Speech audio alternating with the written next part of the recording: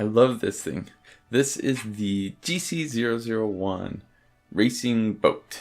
So I will say that this is the first remote control boat I've actually ever played with, and it's been a blast. I've taken this to different ponds, lakes, and reservoirs.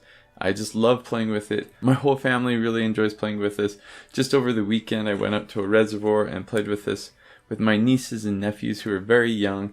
It's really easy to use, it's easy to control, just so much fun, really great toy. Out of the box you get a really nice remote control. You get a couple of these plastic covers and an extra propeller, and then this boat itself. I'm really impressed with the design of the boat. Obviously it's waterproof. It has tubing that will suck in water and wrap around the motor to keep the motor cool. That's pretty cool. You'll notice it has these two sensors on the front and also on here. These sensors are what turns on the boat, so it actually only turns on when it's in water.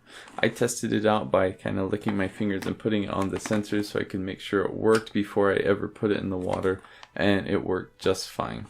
What I really like about this boat is that it's just super easy to control. I mean, obviously when you're out in the water there aren't any obstacles or anything like that, so you can just go wherever you want, and it's a ton of fun. It goes really fast, especially if you're on really smooth water.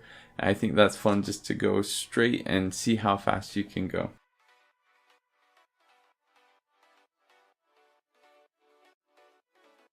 One nice thing about this boat is if it flips over, it has a way to correct itself and come back over.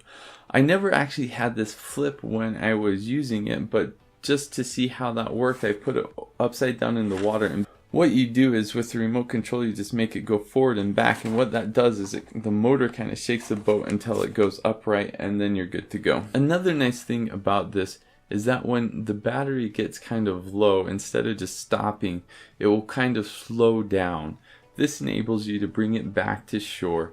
You'll know that the battery is getting low just because it keeps on getting slower and slower. So once it starts doing that, bring it back to shore so that you don't lose your boat. As I mentioned before, this is tons of fun for everyone. My whole family loves playing with it. We kind of have to fight over who gets to play with it. It has pretty good run time, I think around 20 minutes. I highly recommend it. I think I might be getting me some more boats in the future because I've had so much fun with this one.